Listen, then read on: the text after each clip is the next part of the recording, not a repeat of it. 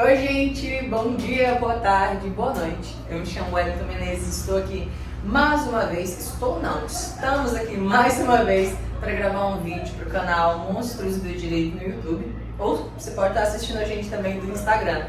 E para o tema de hoje, que é um tema maravilhoso, nós temos uma convidada mais que especial, doutora Cássia Keren. Olá, boa tarde, boa tarde. Bom dia, boa noite, né? É um prazer imenso, né, estar aqui com vocês, receber esse convite de muito bom grado para nós falarmos um tema que realmente é muito importante, muito polêmico também, né, e que poucas pessoas têm conhecimento.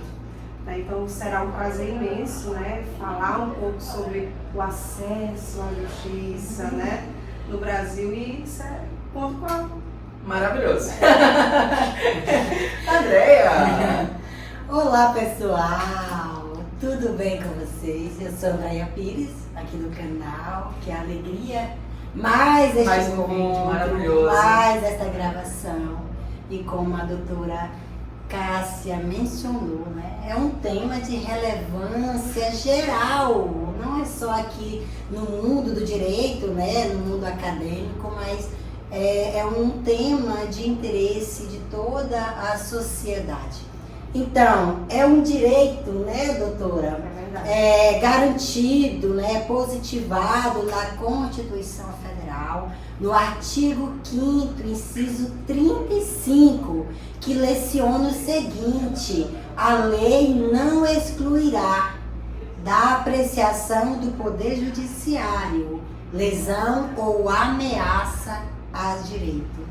Doutora, gostaria que a senhora trouxesse para a gente a importância desse princípio constitucional, que também é um direito fundamental, bem como também eu gostaria que você trouxesse para a gente, né, falasse um pouquinho aqui também para os nossos ouvintes da importância deste princípio, né, o acesso à justiça, o direito de todos. Então, como eu falei para vocês anteriormente, né, o acesso à justiça é um tema de bastante relevância hoje, até por conta de todo o contexto histórico que ele tem, e graças à nossa Constituição de 1988, né, que trouxe esse princípio, denominado princípio da inafastabilidade, né, da jurisdição ou direito de ação, que nós chamamos de acesso à justiça, que garante a esse usuário, né, o acesso à justiça, tendo o Estado como principal, né, protetor desse princípio. Né? Ou seja, o Estado ele não pode se negar, né, de forma alguma, que seja em qualquer tipo de conflito, ele não pode se negar a prestar esse acesso à justiça a esse usuário.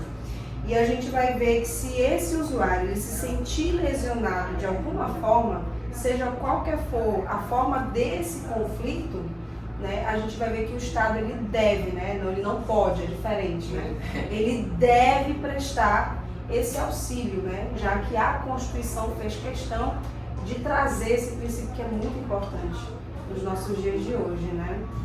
Então, é dizer o direito no caso concreto, é isso? Exatamente, e tem uma situação assim, que o Estado também não pode fazer nenhuma distinção, né, independentemente de crença, de raça, de cor, o Estado ele não pode de forma alguma deixar de prestar essa assistência para essa pessoa que precisa, que necessita, e é um princípio que realmente é muito importante, né, que muitas pessoas também precisam ter esse conhecimento, como ter acesso à justiça, né, como que eu tenho que ter acesso, o que eu preciso para ter acesso à justiça, quais são os requisitos. Então é algo que é muito importante realmente, não só para o mundo acadêmico, né, para o mundo jurídico, mas para toda a sociedade, tanto de forma individual como de forma coletiva também. Muito bem. Então você que queira saber tudo sobre esse princípio constitucional, que também é um direito fundamental, fica aqui com a gente neste vídeo até o final.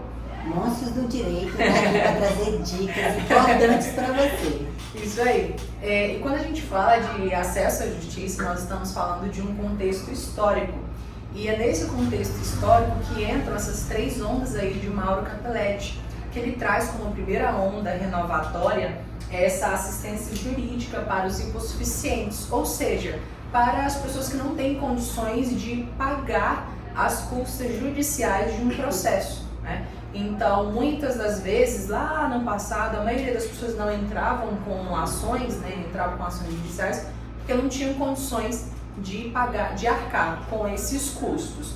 Já essa segunda onda renovatória trazida por Capelletti trata-se da representação dos interesses difusos e coletivos. Os interesses difusos, eles são aqueles interesses de todos. Um exemplo prático é falar sobre o meio ambiente, né? Então, quando a gente fala de meio ambiente, nós estamos falando de um interesse, isso, de todos e para todos. Já o coletivo, ele trata-se de uma população em específico. Por exemplo, quando nós estamos falando do Estatuto da Criança e do Adolescente, você tem que se enquadrar ali no que é considerado criança ou adolescente para ter direito a esse direito. Ou o Código de Defesa do Consumidor também é outro, o Estatuto do Idoso. Isso é mais específico, né? É mais específico, é para uma população em específico. Já o último, né, essa terceira onda trazida por Capelletti e Garth também, é a concepção mais ampla de acesso à justiça. Às vezes, quando nós saímos da faculdade ou estamos na faculdade, nós ainda estamos na faculdade, oitavo período, finalizando o oitavo período. A gente sai às vezes com sangue nos olhos para falar assim, vou juização, vou te processar. E quando Capelletti traz essa onda renovatória de uma justiça mais ampla, ele fala sobre essa resolução de conflitos saindo na esfera extrajudicial, ou seja, antes de iniciar a ação. Nós temos como exemplo a mediação, a conciliação, não necessariamente resolver tudo através de processos judiciais, mas ainda na esfera extrajudicial. E é bem interessante também nesse quesito, porque o nosso Código Civil, ele fez questão de trazer a questão das mediações, né, que nós vamos ver mais à frente, e o CPC de 2015 fez essa inovação, porque antes de tudo, né, como você bem falou, os alunos querem sangue, eu vou advogar, eu vou processar todo mundo, mas veja bem, né, hoje o CPC já é totalmente contrário. Nós que somos advogados, a gente primeiro tem que resolver aquele conflito ali. Se eu sei que é um conflito que eu posso resolver extrajudicialmente, então por que eu vou dar esse trabalho para o judiciário? Então vamos resolver aqui. Então essa terceira onda foi muito bem interessante. A questão do acesso à justiça, não só de forma judicial, mas de forma extrajudicial, porque realmente foi uma inovação para hoje também, nos dias de hoje, né? Porque hoje nós temos mediação, temos a conciliação, né? A autocomposição, que também é muito importante, e foi uma grande inovação realmente para o nosso... Desafoga o judiciário. Exatamente, de alguma forma, né? Muito bem. Então, estamos falando, na verdade, de técnicas, né? De dizer o direito. Professor, eu gostaria que você enfatizasse essa diferenciação. Quando falamos acesso à justiça e quando falamos acesso ao judiciário? Nós temos que ressaltar que o acesso à justiça não significa que eu tenha um amplo acesso ao judiciário, né? Muitas pessoas pensam que por eu ter acesso à justiça, eu vou ter acesso ao judiciário. Não é, tá?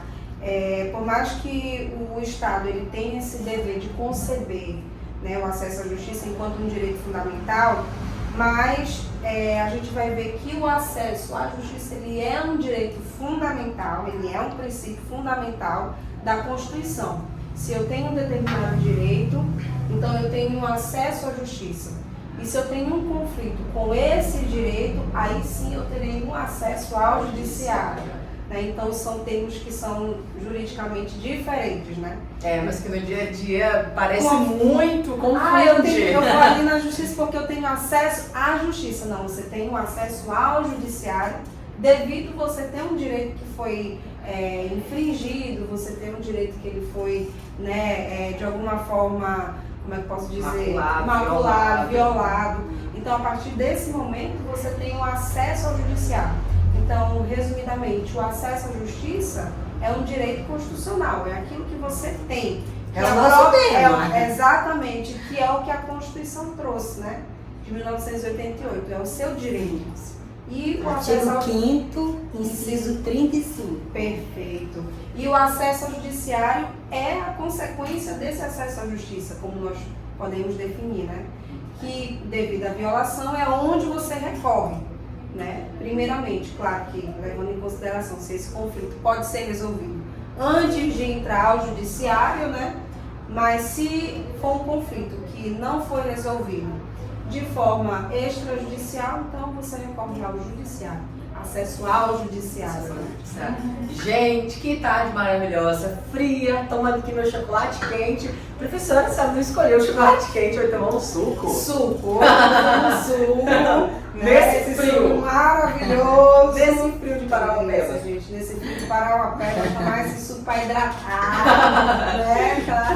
E é nesse ritmo de frio que a gente vai para o próximo tópico, que é como acessar a justiça gratuitamente. Aqui nós temos, né, a Lei 9.009 de 95, que trata aqui dos juizados especiais, conciliação, como falamos agora há pouco, arbitragem, mediação, a gratuidade da justiça e algo fundamental, que eu amo de paixão, né, que é a nossa amada Defensoria Pública. Que logo mais vamos estar aqui com um vídeo gravado, né? Vamos gravar com o defensor público, Rogério Siqueira. Olha que tema maravilhoso. Então vamos focar no acesso à justiça, claro. Vamos ter Defensoria Primeiro Pública acesso à justiça, aqui também no canal depois... do Direito. Professora, o que seria esse juizados especiais?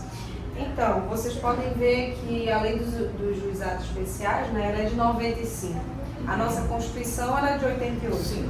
Né? Então, devido, como nós falamos, à questão do acesso à justiça, a justiça também teve que se adequar, né, para essas pessoas, para esses usuários. Então, a Lei 9.099 de 95 criou os juizados especiais, tendo como princípio, inclusive, do próprio juizado, que a própria lei vai dizer a celeridade, a economicidade. Então, como que eu posso me utilizar dos juizados especiais? Hoje, um dos critérios são aquelas causas que não excedam 40 salários mínimos. Então, até 40 salários mínimos, você pode entrar com ação no judiciário. Se a sua causa é até 20 salários mínimos, você já não precisa de representação de um advogado. Você mesmo pode postular em juízo, não necessariamente precisando de um advogado. E o mais interessante é que no juizado especial você não tem custas processuais. Então, pensando nessas pessoas que não têm condições de arcar com custas, foi criada o juizado especial para essas pequenas causas. Às vezes são pequenas situações, né, e isso, querendo ou não, estava gerando um grande condicionamento, né, na justiça. Então, pensando nesse viés, foi criado o juizado especial para justamente que esses usuários eles tivessem acesso. Dá um exemplo de uma ação que poderia ocorrer pelos juizados especiais. Por exemplo, inclusive eu tenho até uma ação recente de dano moral. Né? A pessoa ela acabou sendo lesionada, mas não foi aquele dano moral muito grave, né? Porque foi em decorrência de uma compra de passagens aéreas, né? E tinha uma viagem programada para uma certa data. Ela comprou um pacote, né? E antecipado, ela deveria viajar, né? E a empresa pediu que ela fornecesse 3 datas possíveis, ela forneceu, cumpriu. Essa empresa que está muito famosa por conta disso nos últimos tempos, né? Isso, tudo bem. Quando chegou a véspera da viagem, né, a empresa não prestou nenhum tipo de auxílio, ele já tinha feito o pagamento antecipado, e aí como é que fica nessa situação? E a gente decorre um pouquinho para o Código de Defesa do Consumidor, né? E nessa ação nós acabamos indo para o juizado especial, devido que o valor que ele pagou, né, a custo de passagem foi, se eu não me engano, 4.000 centavos. E a questão do dano moral, como não foi um dano moral que causou muito transtorno, nós pedimos em torno de 5.000, 6.000. Então, a soma daquela ação não ultrapassou esses 40 salários mínimos. E aí nós protocolamos no juizado especial. E o juizado especial, um dos princípios é a celeridade. Esse processo ele não pode demorar, ele não pode se estender. Na minha própria petição inicial, eu devo mencionar que eu já quero uma audiência de conciliação, que eu tenho interesse em mediar esse conflito. E aí, de imediato, as varas no juizado elas devem, né, agendar essa audiência. Então, assim, é tudo muito sério. Muito sério. E não tem custas, por exemplo, aquele preparo que você tem que fazer, né? Independentemente se você fosse entrar com uma ação perante alguma vara federal, né? Uma vara empresarial, civil, quando você entra com a ação, se você não tiver a justiça gratuita, que nós vamos ver, né? Que é um dos basilares que veio com acesso à justiça, você tem que fazer o recolhimento dessas custas. Exatamente. E no juizado especial não, com isso você acaba não precisando fazer. Mais rápido e mais econômico. Mais econômico, né? E para essa pessoa, né, já falando um pouquinho sobre a questão da mediação, da conciliação, que foram instrumentos que hoje nós, enquanto advogados, nós temos que dar prioridade. Aquele advogado hoje, inclusive até para o nosso código de ética, ele não tem que ir com sangue nos olhos, né? Eu quero entrar na justiça, processar Deus e vou mundo. Processar todo mundo. Não. Aquele advogado, ele deve ser mais mediador, ele deve ser mais conciliador, né? Então, quando chega um viés mais humano. Exatamente, né? É um princípio humanístico também, né? Então, quando chega aquele cliente, aquele usuário que está com conflito, vamos tentar mediar aqui de uma forma, vamos tentar conversar, o que acontece muito em casos de divórcio, né? É o que mais acontece as mediações, né? Quando não tem aquele comum acordo, mas veja lá, vamos conversar um pouquinho aqui, vamos tentar mediar um pouquinho aqui. Às vezes dói ali ainda, né? Ainda tem uma feridinha. Então a gente acaba tentando mediar para que seja feito um acordo, até para tornar esse divórcio mais sério, mais rápido, né? Então hoje o nosso Código Civil, que é de 73, ele fez questão de mencionar essa questão da mediação, da conciliação. E hoje os juízes, inclusive os magistrados, eles devem, né, a todo tempo buscar a mediação e conciliação. Então você, apesar de ter um rito processual, mas por mais que tenha sido esgotado, vamos supor, aquela fase de conciliação ali, mas você está numa audiência de instrução, né? E ali o juiz ele pode a qualquer momento, as partes têm interesse em conciliar, as partes têm interesse em mediar, em fazer uma proposta de acordo. Na Justiça do Trabalho isso é muito comum, né? Eu, particularmente, fiquei quase tudo em uma... muito rápido, muito sério. Eu fiz uma audiência recente agora, que eu fiquei de 8 da manhã até 2 horas da tarde, a juíza pedindo que as partes fizessem acordo. Vamos fazer acordo, vamos fazer acordo, vamos fazer acordo. Que é justamente para que esse processo ele não se prolongue. Entendo. Né? E até porque, né, geralmente quem está entrando com a ação, né, é aquela pessoa que precisa de algo mais urgente. Sim. Seja na Justiça Civil, na Justiça do Trabalho, nós estamos falando de uma parte hipossuficiente, né, que é a parte do empregado. Então são pessoas que precisam, né, daquela subsistência naquele momento. Então o processo ele não pode demorar, não pode ser moroso, né? Então o juizado já veio trazer justamente esse viés, né, que é muito importante para o noso mundo jurídico. A mediação e a conciliação ela já era citada no Código Civil de 73 e foi mantida no de 2002, né? 2015. Não, no Código Civil. Não, Código Civil de 2002. É no CPC. No CPC. Ah, então o CPC de 2015. Isso, de 2015. É porque eu fiquei assim, falei, gente, 73, não. Não, não! Mas acho que é uma alteração. é verdade, porque eu ouvi Código Civil. Isso, não, é Código de Processo Civil. Processo Civil, Isso. Ok. Eu entendi sim, eu falei civil. Não, Código de Processo Civil, Mas o nosso Código Civil é de 2002, né? E o Isso, Civil, o Código de Processo Civil de 2015, isso. Ok. O de 73, ele não dava tanta ênfase na mediação, na conciliação e avaliação. E em 2015 isso já foi totalmente diferente. O CPC veio assim, olha, vocês têm que mediar, exatamente. Essa conciliação. O Poder Judiciário, né, está bastante aí superlotado, né, com tantas demandas, vamos conciliar, mediar, né, para poder amenizar essa situação aí caótica do Poder Judiciário. É mais ou menos isso que o Código, né, o Código de Processo Civil 2015 trouxe, né, com essa, na verdade não é nem inovação, mas com essa positivação mesmo, né, de orientação. Vamos buscar aí, né, esses meios alternativos de mediar, né, de resolver os conflitos. Né, falando aí, né, nesse meio de resolução de conflitos, gostaria que a doutora Cássia trouxesse aqui pra gente um pouquinho, né, essa diferenciação da justiça gratuita e também da assistência jurídica gratuita. Acaba que é uma confusão bastante comum nesses benefícios. A questão da gratuidade da justiça, né?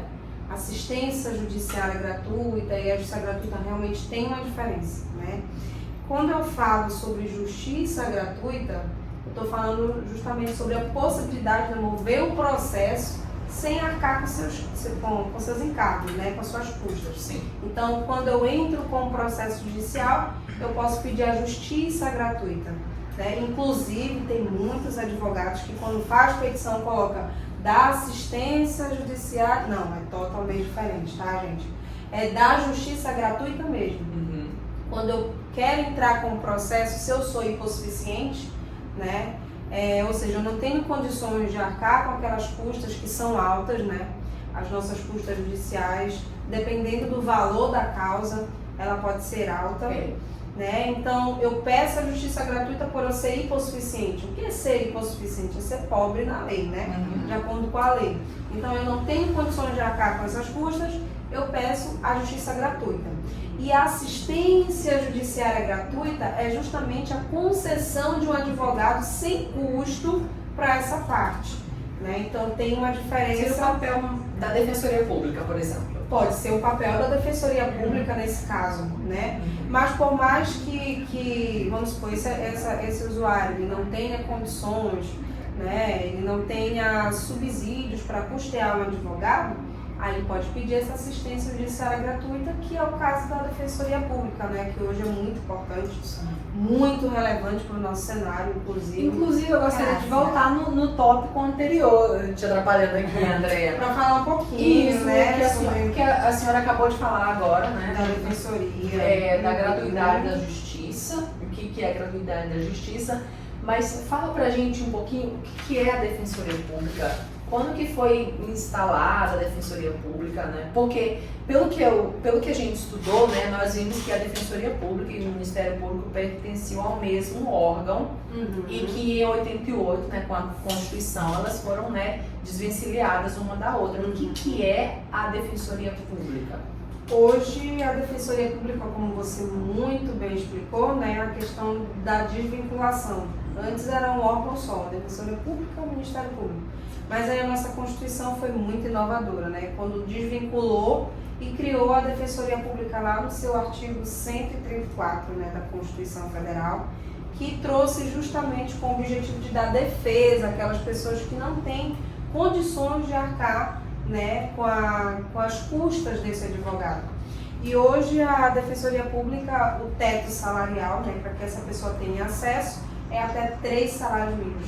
Eu tenho certeza que o Dr. Rogério vai explanar isso. Vai, né? O nosso defensor público maravilhoso, e eu tenho certeza que ele vai explanar. Mas hoje, de forma resumida, se eu tenho até 3 salários mínimos, então eu posso constituir um advogado de forma gratuita. Esses 3 salários mínimos, eu não prestei atenção se a senhora falou, mas é por pessoa dentro da família ou para todos? É a renda daquela pessoa. É a renda da pessoa. Daquela pessoa. Geralmente, quando procuram a defensoria, elas sempre perguntam qual a sua renda, você trabalha de carteira assinada, quanto que você ganha? É que eu só levo contra-cheque? Às vezes você pode apresentar, eu não tenho renda. Mas quanto que... Às vezes a gente se utiliza das contas de energia, que tem a tarifa social, então já dá a entender que aquela pessoa não tem condições de arcar, é hipossuficiente, mas o teto mesmo hoje da defensoria é até os 3 salários mínimos. para ter acesso. E acreditem se quiser, é super lotado. É verdade. Todo Professor mundo Bruno está falava com muito sobre problemas isso. na justiça. Tem muitas situações, né?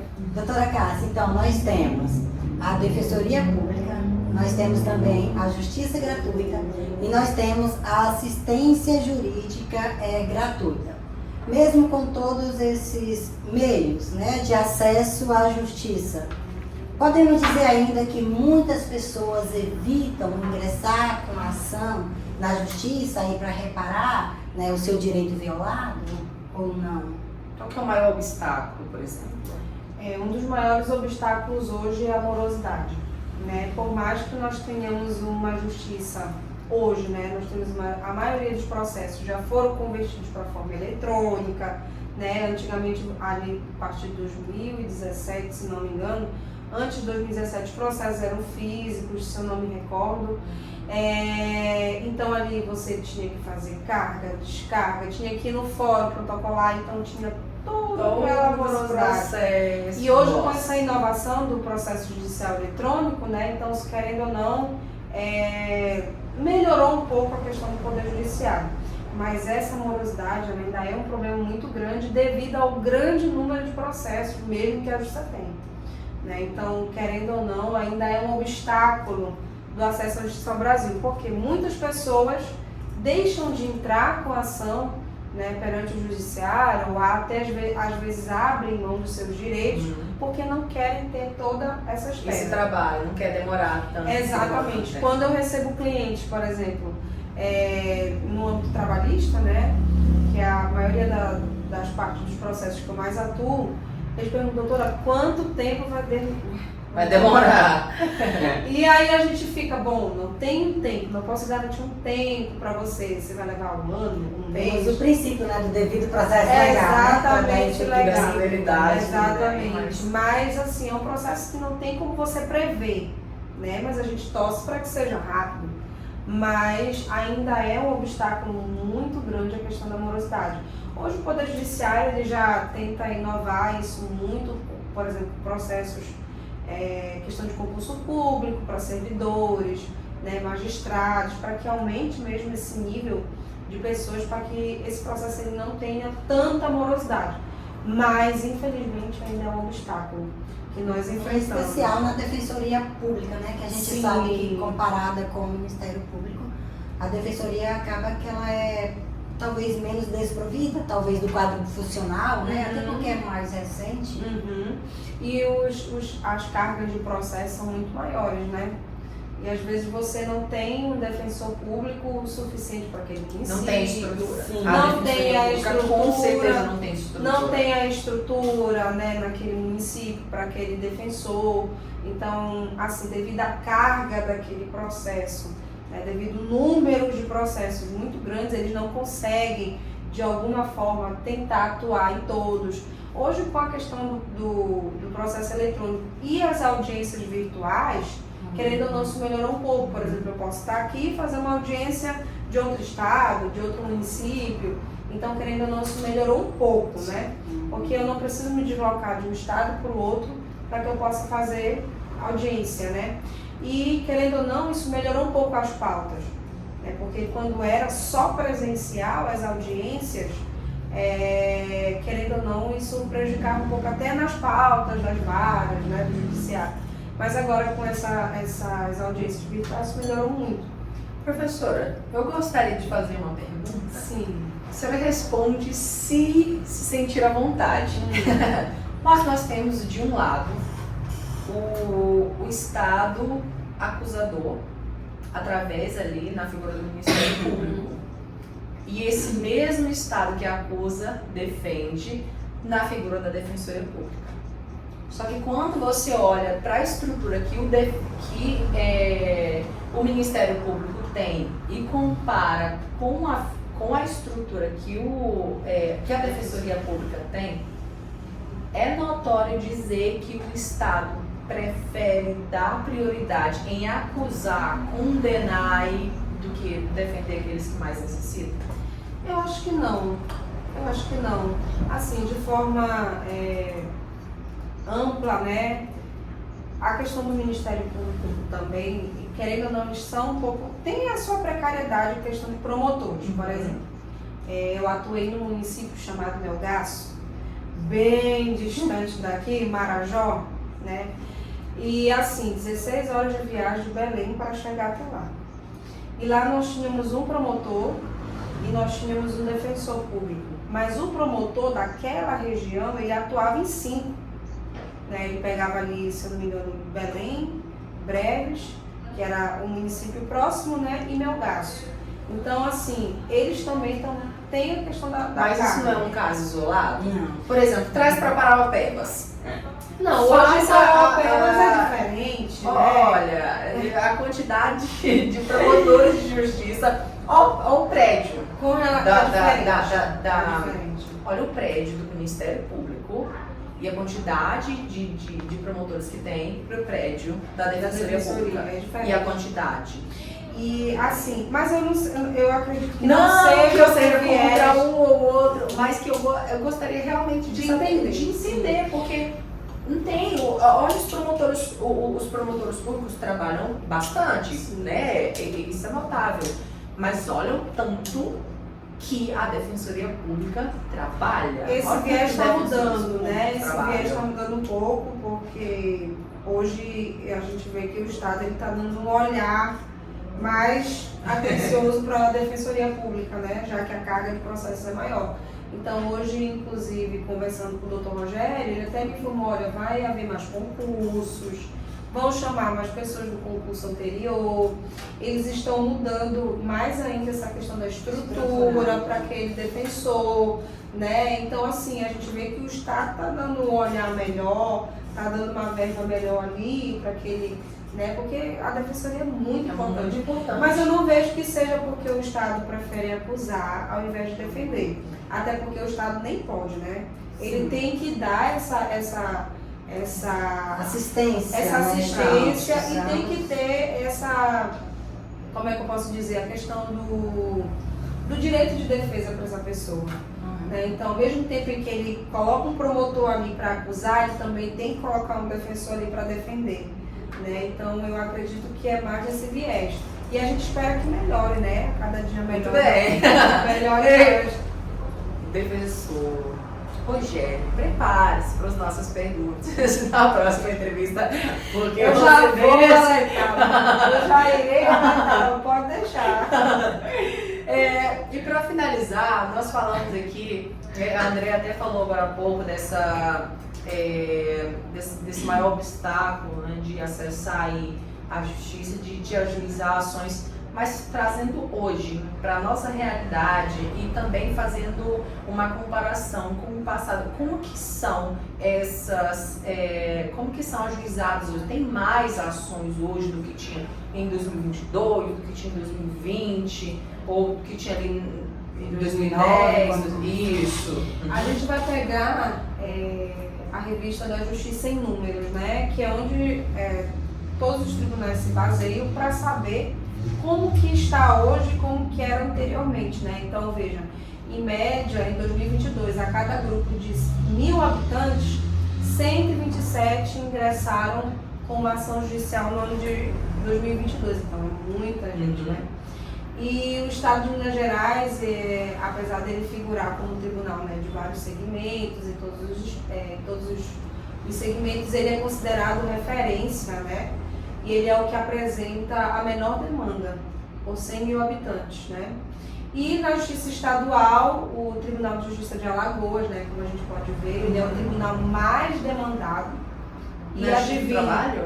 Não, em âmbitos de todas as ações, Uhum. né? A Justiça Estadual é o tribunal que é mais demandado, a Justiça Estadual no caso de Alagoas, né? Alagoas desse tamanho. E é muito Porque é levado em consideração a quantidade de habitantes. de habitantes. Ah, ok. Isso, não, a quantidade de habitantes. E o nosso Tribunal de Justiça, né, aqui falando já das ações cíveis, né, que é o TJPA, ele é o menos demandado, por incrível que pareça. Né? Está Menos demandado, mas não significa que tem muitas Claro. ações, né? Mas assim, considerado essa média que foi feita, ele é o que é menos demandado hoje. E na Justiça do Trabalho, né, os índices eles variam Tem o TRT 16 e o TRT 2, né? Varia muito essa questão dos índices. Mas a Justiça do Trabalho, ela costuma ser mais séria com relação aos processos. Em relação a esses dados que a Justiça em Números traz, ela traz como? Por exemplo, porque só no mês passado, a minha advogada ajuizou cerca de 100 ações. Então, 100 ações para uma só pessoa, André, você ajuizou alguma ação? Não. Você ajuizou alguma ação? Eu ajuizei baixo. Em seu nome, não como advogada. advogada. Não, no meu nome não. Só Como advogada. Isso. Então, como que é feito isso? Porque eu não entendi. Tipo, são em média, a cada grupo de 1.000 habitantes, 127 ingressaram. Você pega um número total ali de ações daquele lugar e divide por todos ali, ou não? Como que é feito? Essa questão da Justiça em Números, eles pegam as ações, por exemplo, sempre eles fazem as edições do ano anterior. Essa de 2023 é sempre com relação ao ano de 2022. Uhum. Então, se os processos são eletrônicos hoje, então eles conseguem, através do PJE, saber, por exemplo, aquele determinado magistrado, quantas ações ele julgou, quantas ações ingressaram naquela vara judicial. E por ali eles trabalham com uma média, né? Entendo. Naquele município, naquele estado tem tantos mil habitantes, né?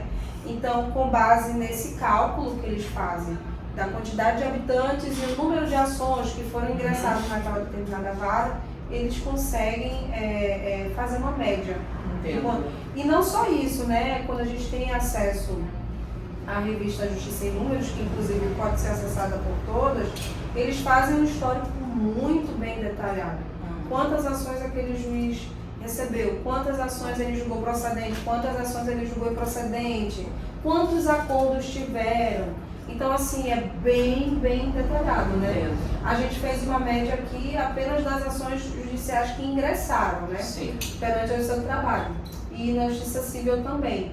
Mas, claro que a maioria dessas ações, algumas foram finalizadas, foram arquivadas. Mas é para você ter uma ideia mesmo do nosso volume, né, de ações, que é muito extenso a nível Brasil.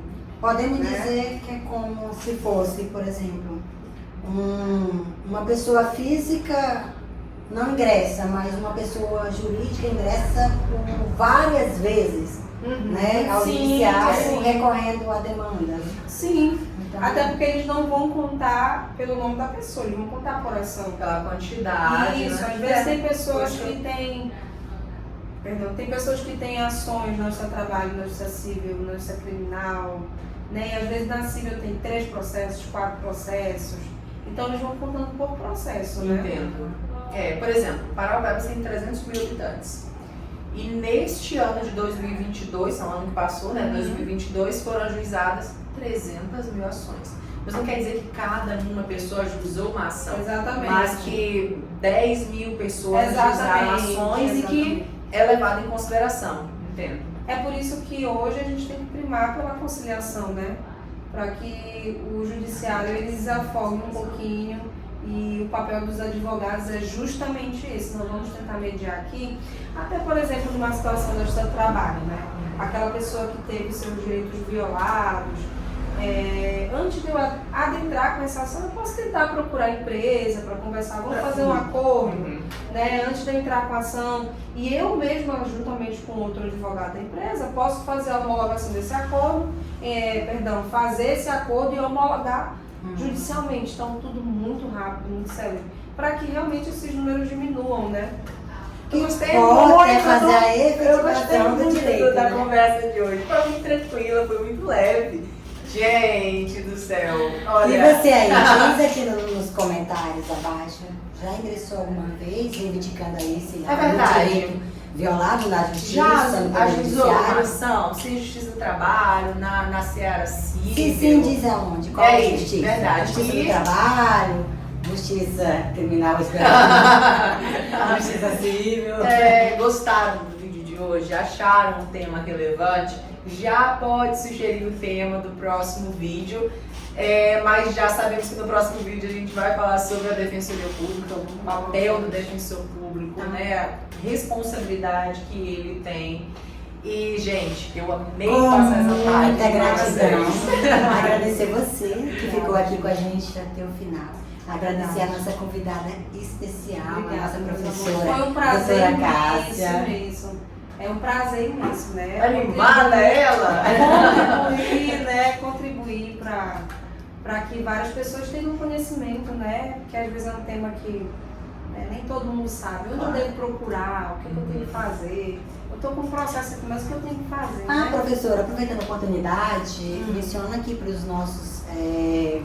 nossos seguidores onde buscar para o nosso núcleo jurídico da nossa instituição, a FADESA. Nós temos hoje o NPJ, né? O Núcleo de Práticas Jurídicas da FADESA, que você pode estar de forma gratuita, inclusive. É uma prestação, é uma assistência judiciária prestada de forma gratuita, né? Então você pode estar procurando. Estamos lá toda segunda-feira, após as 14 horas, toda segunda-feira. É verdade. E os alunos, na verdade, o núcleo... Leva a sua demanda lá pra gente. Exatamente. Orientada pela doutora Cássia, a gente vai peticionar, vai buscar aí, né, uma conciliação, uma mediação. Exatamente. Vamos Já resolver esse realizamos conflito. muitas mediações, Já. inclusive, né, no núcleo, que foram bem sucedidas. E o NPJ é justamente para isso, né? Além dos alunos terem contato com a prática jurídica, também é prestar esse serviço à comunidade, né?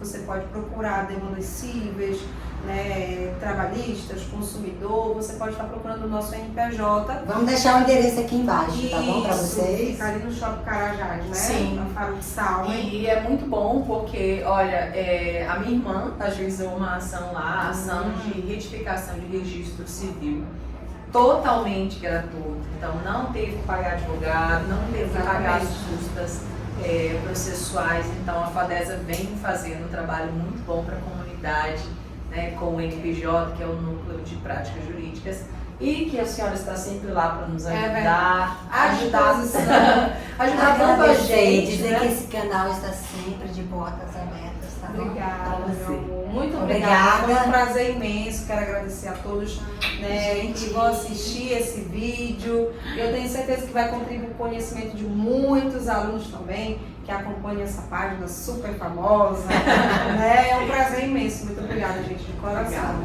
Tchau! Tchau, tchau.